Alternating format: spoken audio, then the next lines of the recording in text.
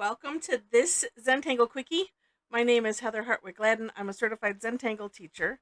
And today we're going to take a look at the tangle Divi from Jem Miller, also known as Ragged Ray. Okay. So this is an interesting tangle, and I thought, yeah, let's take a look at it. Let me first though.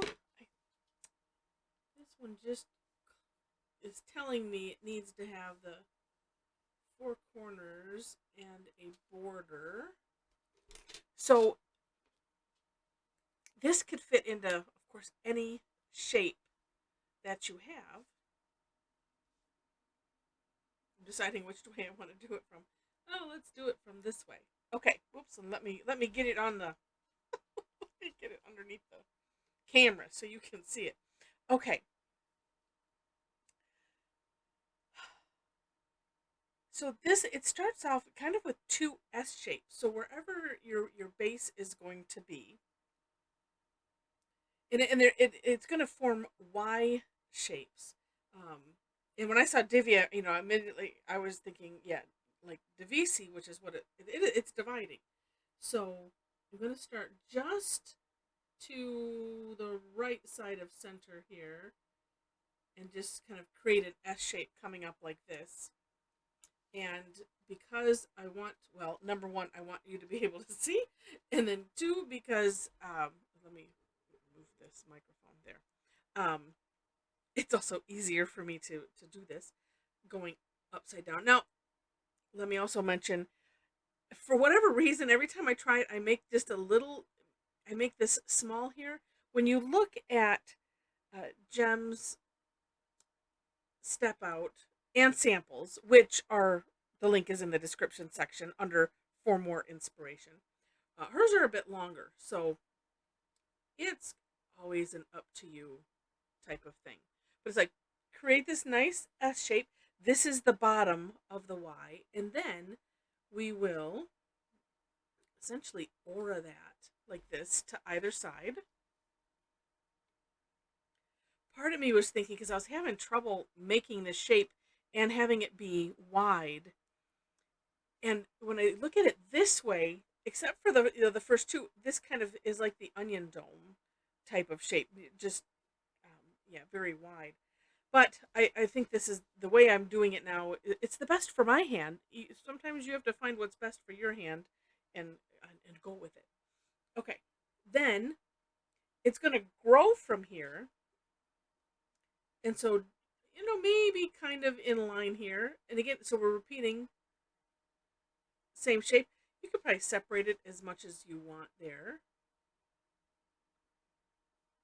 And you know, it's entangled, and there's no such thing as a mistake. So I'm not even going to worry about that. The sides are uneven. It's organic. It's all good. And kind of as you go up, I know maybe I was just reading in Linda Farmer's explanation of it. Talked about it, going smaller and smaller, and but that's why I put the for more inspiration link. I will actually have two links there, and I'm going to continue to do this. And this is what you do: you just continue as you go up until you either want to stop or you have no more room. And I think I'll stop there. Then you can decorate however you might want to. And I kind of sort of like what I did in my step out, so I may just repeat it here. And that was, I put some orbs between here. I know in Jem's samples, she put in just any tangle, and depending on how big or how wide you make this, because this could be a monotangle. It could be, this is the whole tangle, kind of like I'm doing on this bijou tile. Uh, it could be the reticulum that you then put other tangles in if you wish it to be. And so it's kind of neat in that respect. And then, well, and I can just show this, and then I can always finish it afterwards, because I do want this to be a quickie. And then you can, I mean, have fun shading it however you wish. If you're doing stuff, depends on what you want to highlight. If you want to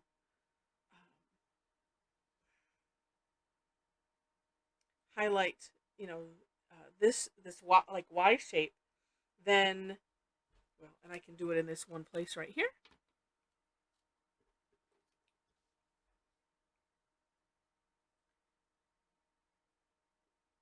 We can,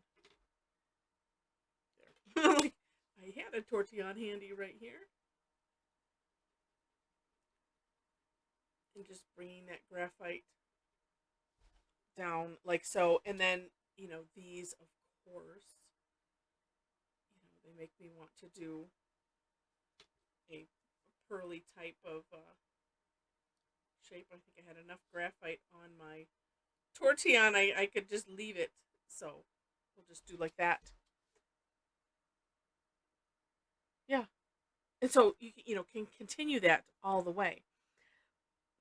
There is something else with this one though, and that is you can do this as a border. And so Jem has instructions for this also. And so I'm going to make some pretend lines of, okay, pretend, and we'll go diagonal. Pretend, this is your border. Like so. And it could even be that maybe you just have one line, or you just do it freehand without, if you don't have pencil lines, of course, completely up to you. So this one, same idea.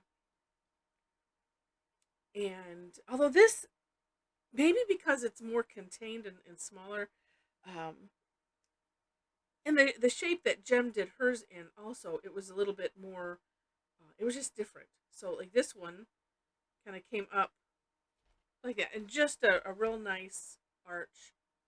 Same thing on the other side. Of course, attempting to make these even, and then, well, try to get it sort of in the center. Next one I can do. And then similar up and over. And again, I just need to turn my tile so that way I can use the curve of my hand. And actually, let's try this one this way. Let's try that. This, and then I can meet those two up. Oh, I like that a little bit better. And you would just do this all the way up.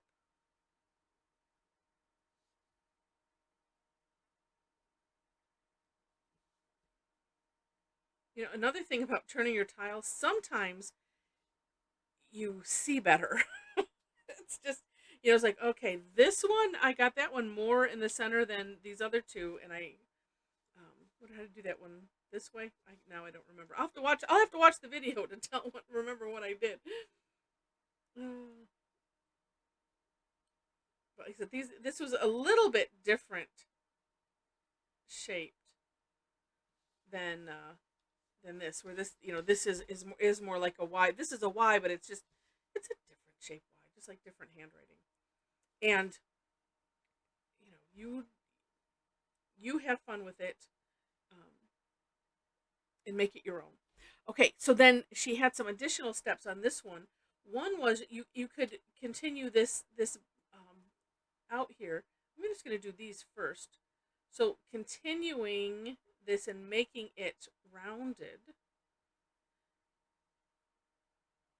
And some of you are probably thinking, if you're not if you're new-ish to Zentangle, we don't worry about the pencil lines. It becomes part of the design, part of the your ending Zentangle. A lot of times we just don't worry about it. But there are things that you can do to disguise it. Like I'm probably going to add some shading, and we'll make sure to add it on those tips. And here, I'm going to bring this one in. On Jem's, on her step out, this was also, kind of a curve line going out. But on one of her samples, it kind of went in, and I liked that. It was rather neat. And then this, can do a lot of different ways. It seemed like the in the sample that had this. Oops, and let's continue that line down. She had just some straight lines, and I'm going to do that because sometimes I just like straight lines, straight-ish. And if you do them kind of light and close together, you don't have to worry about them being deliberate. Like this is deliberate, where this, again, because I'm just doing it lighter, it's okay if it's a little off. And I like that. See, like those are kind of wiggly. And then, as I mentioned, I'll add some more here and some more here. Let's use a different tortillon.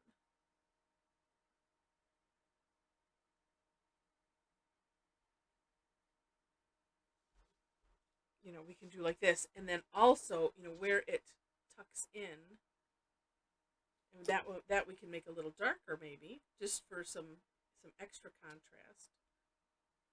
And then, of course, you can shade up here. Sometimes it's like you don't want to have too much gray, but we want it to make a difference. So sometimes varying the level, the amount of graphite that you have, can make that differentiation. And then it would see, and this just, we're blurring that, but it also can create a little bit of a. I'm talking with my hands as if you can see. You could kind of see that. Yeah, you did.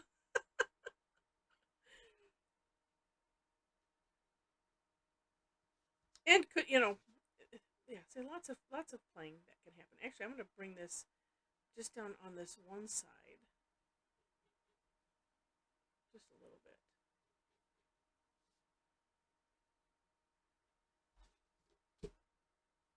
and have fun with it.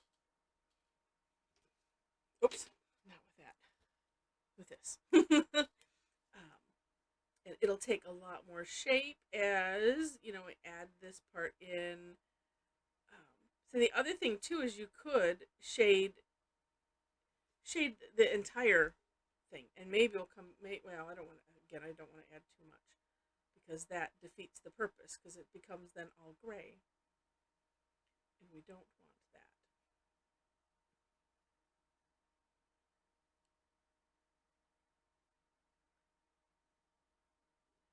This way, we just get an idea. Oh, and while I'm finishing this up, and actually, why don't I continue this off the page like this?